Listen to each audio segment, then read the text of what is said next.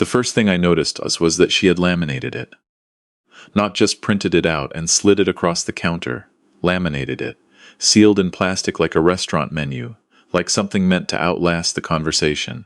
I was standing in the entryway of my son's house in Westerville, Ohio, holding a wooden puzzle set I'd picked up at a craft fair the week before, and my daughter-in-law was already extending the document toward me before she'd said a word of hello. "Just so we're all clear," she said. My son Grant was somewhere behind her, near the kitchen. He was looking at a spot on the floor about 2 feet in front of his shoes. The document was 2 pages. I read it standing in the entryway, because she hadn't invited me further inside. No unannounced visits. All visits must be requested at least 5 days in advance by text message. No gifts without prior written approval. No discussing finances with Grant. No taking Milo, my grandson, 4 years old, named for my wife's grandfather. No taking him anywhere without written authorization submitted 72 hours ahead of time. Sunday afternoons only. Maximum 2 hours. No photographs shared on social media without consent. I turned to page 2. There was a signature line at the bottom. I looked up at Whitney. She had the expression of a woman who had been waiting for this moment, and who had practiced what to do when it came. "We just want everyone on the same page," she said. I put the document under my arm and asked if I could come in and say hello to Milo. She stepped aside. He came running from the back of the house in his socks and threw both arms around my knees, the way small children do when they've been missing someone, but don't have the words for it yet. I crouched down and held him. Over his shoulder I could see Whitney watching us with an expression I couldn't fully name, and Grant still not quite meeting my eyes. That was nearly 3 years ago. My name is Carl Eddings. I'm 59 years old. I spent 28 years as an operations manager for a logistics company out of Columbus, and I took early retirement when my wife Helen got sick. Helen passed 2 years before any of this started. Ovarian cancer, 14 months from diagnosis to the end, which is enough time to hope, but not enough time to make peace with what's coming. She was the kind of woman who kept a running list of everyone's birthdays on a notepad next to the phone, who brought food to neighbors she barely knew, who remembered the cashier's names at the grocery store and asked after their kids. She loved Grant the way only a mother loves a child. She watched struggle and grow. She adored Milo from the moment she first held him, 3 months before her diagnosis. She used to call him her good reason. After she died, I thought the hardest thing would be the silence in the house, the habit of setting 2 plates, the coffee maker programmed for 2 cups.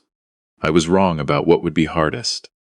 I had known Whitney for 4 years by the time Grant married her. She was sharp, organized, intensely private, which I respected. I gave them space. I didn't insert myself into their decisions. When they bought the house in Westerville, a 3-bedroom colonial on a quiet cul-de-sac, I gave them $65,000 from my retirement savings toward the down payment. I wired it directly from my account to their joint checking account. No conditions. No expectations beyond what any parent hopes for, that the money would help them build something stable.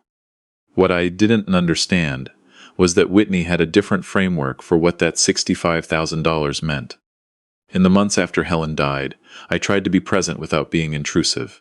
I called ahead. I kept visits to Sunday afternoons. I brought Milo small things, a book, a set of toy cars, a bag of the peanut butter crackers Helen always bought him.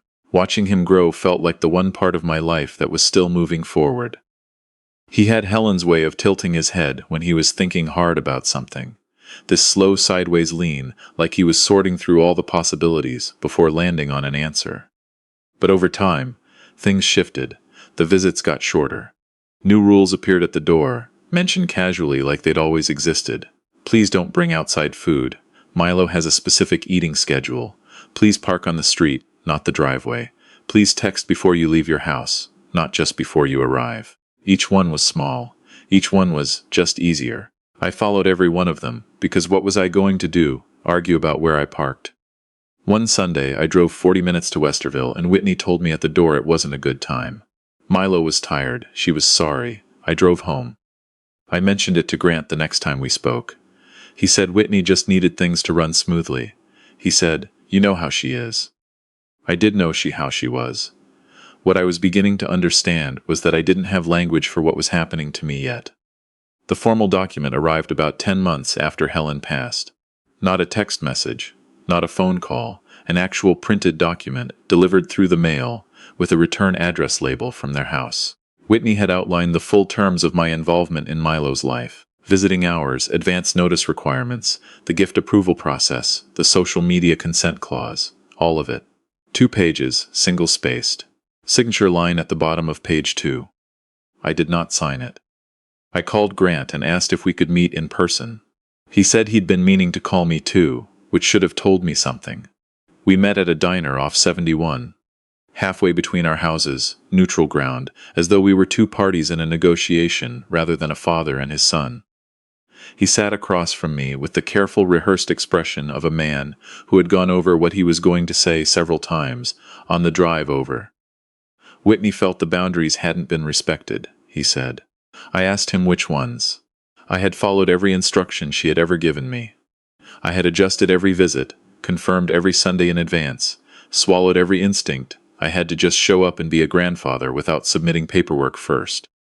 He talked for a while about Whitney's need for structure, about how uncertainty made her anxious, about Milo needing consistency. I let him finish.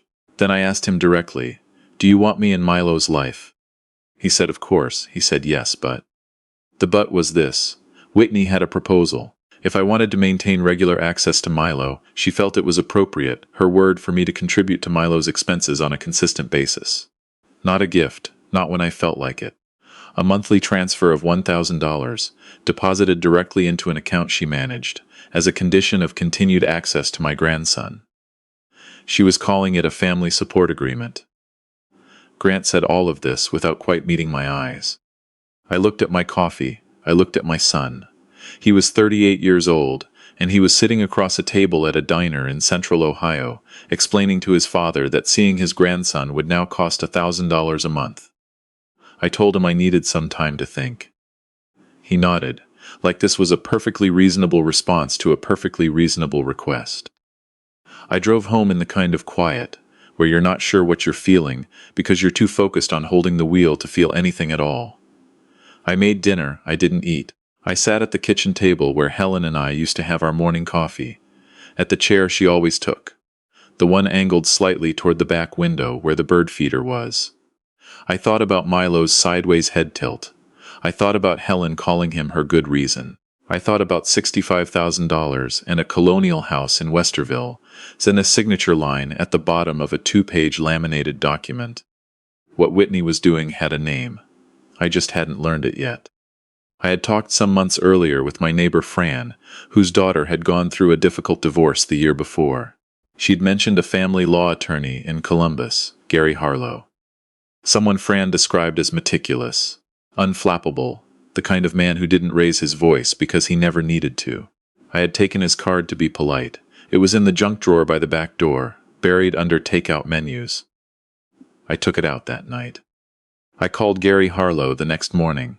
His assistant put me through in 20 minutes, and I spent the next hour walking him through everything I could remember, in order, with dates, as calmly as I could manage. Gary listened without interrupting. When I finished, he was quiet for a moment. Then he said, "Mr. Eddings, before our next conversation, I need you to do a few things. Save every text, every email, every piece of correspondence from your daughter-in-law. Write down the dates of every canceled or shortened visit, as precisely as you can.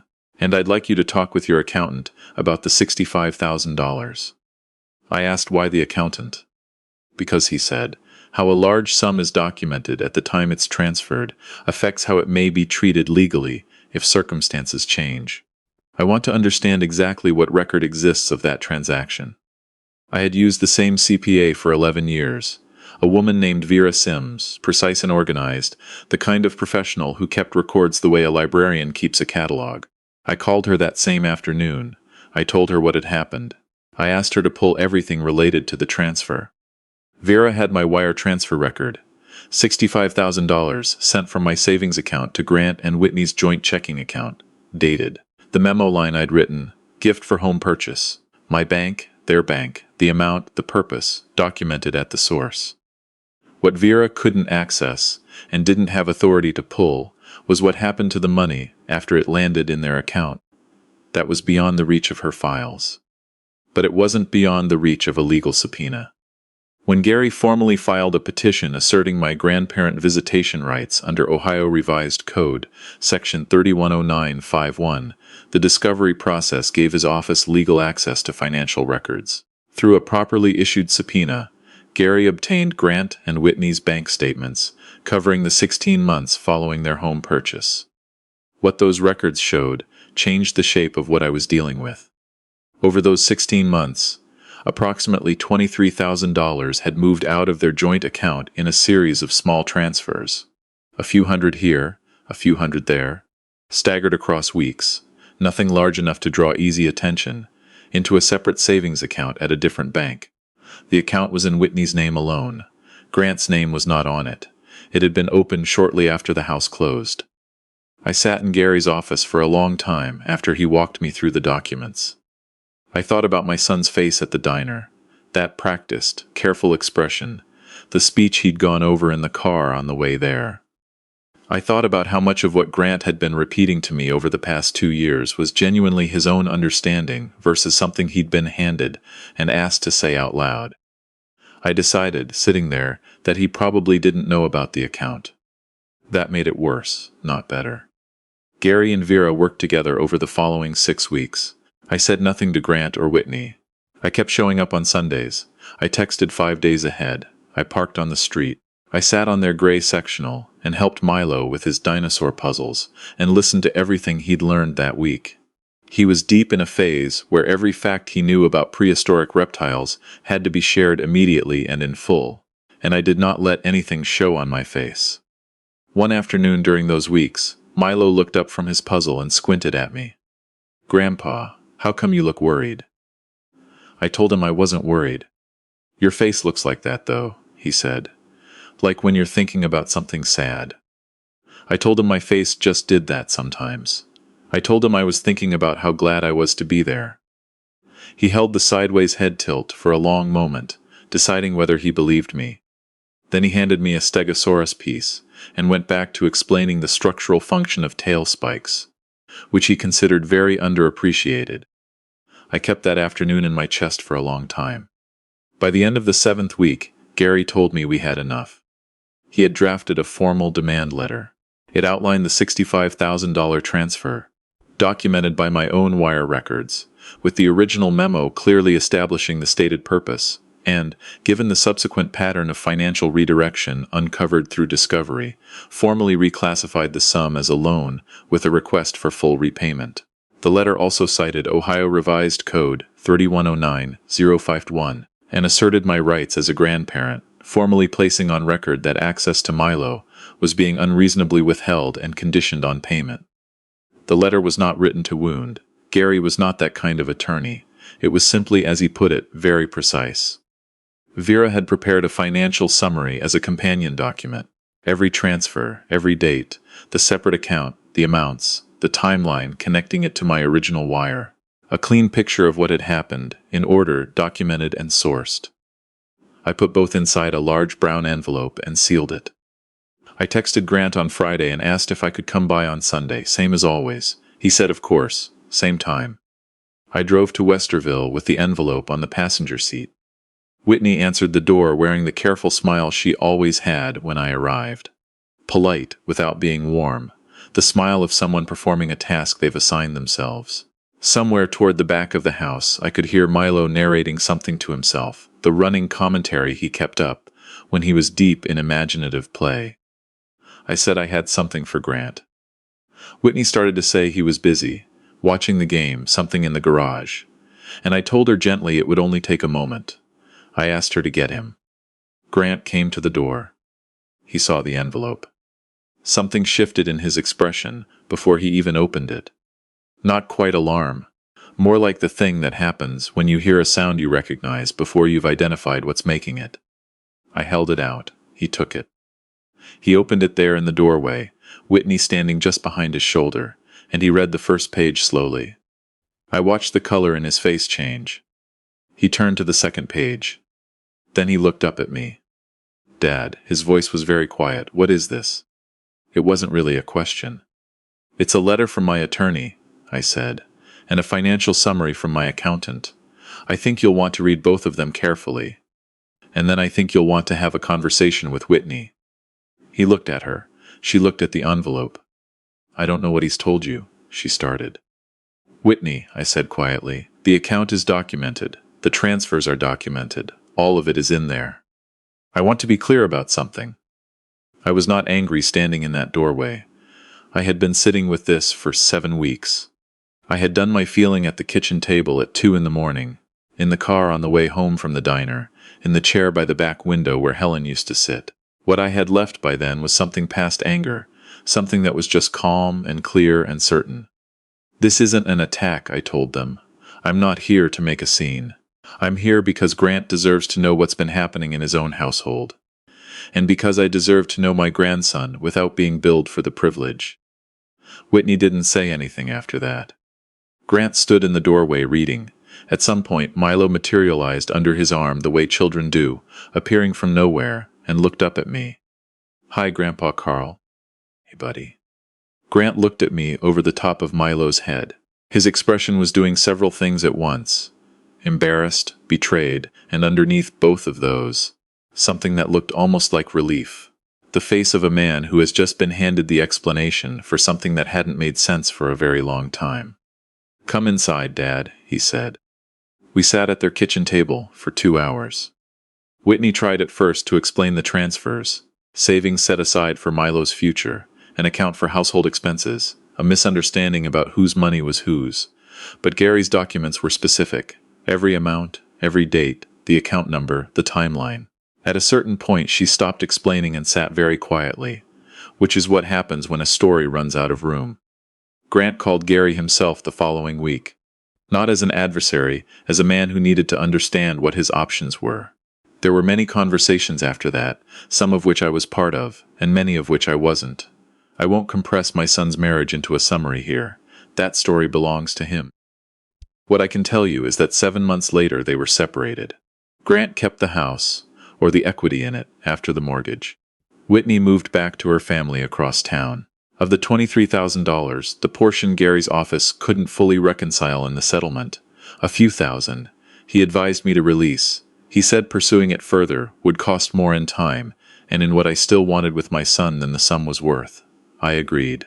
Some things cost what they cost, and you decide whether to keep paying or to close the account.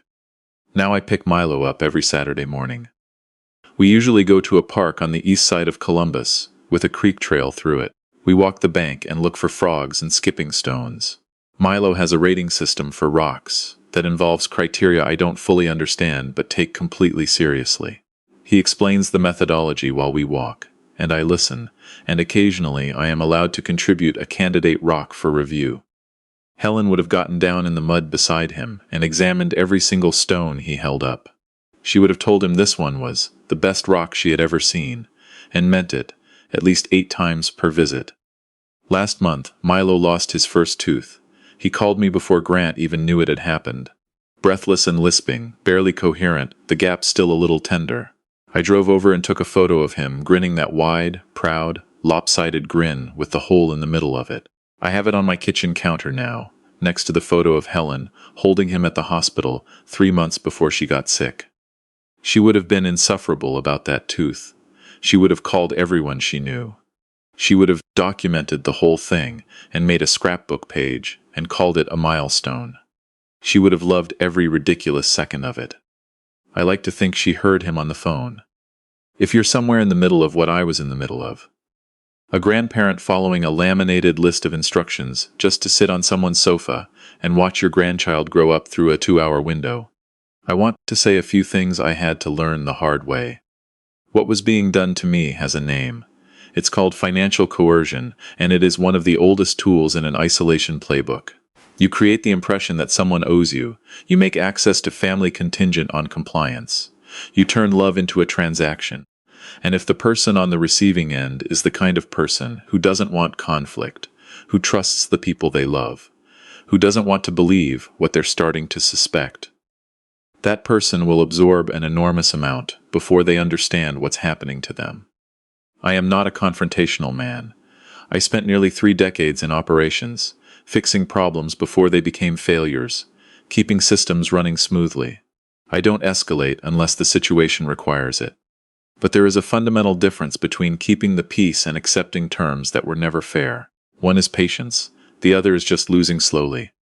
Grandparents have rights, not in a sentimental way, legally. In Ohio, under Section 3109051 of the Revised Code, grandparents can petition the court for visitation when access is being unreasonably withheld. Different states have different laws, but most have something. Before Gary, I didn't know that. I'm telling you because maybe you don't either. Look it up. Find out what applies where you are. And if you ever give a significant amount of money to family, document it at the time you give it. Not because you don't trust them, because documentation protects the relationship. A short note, an email, a text to yourself with the amount, the date, and the stated purpose. Something contemporaneous. I wired $65,000 on goodwill and a handshake. Have the paper. You can hope you never need it. I hope you never need it. But if you do, you will need it to mean something. And if you are watching someone you love being slowly edged out of their own family, a grandmother following a schedule just to hold her grandchild for 2 hours, a father kept at arm's length until it starts to feel normal, say something. Gently, carefully, but say something. The person being isolated is usually the last one to see it clearly. They're too busy following the rules to notice that the rules keep moving. Last Saturday, Milo found what he declared to be the greatest skipping rock of his life. He held it up in both hands like something ceremonial, angling it in the light to show me the flat underside. I told him it was a perfect rock. He said, "I know." He threw it, 4 clean skips. He turned around with his arms out like he'd won something important. I told him we should write it down so we wouldn't forget. He considered this with the sideways head tilt, very seriously. "Okay," he said, "but I'll probably remember." He's right, he probably will.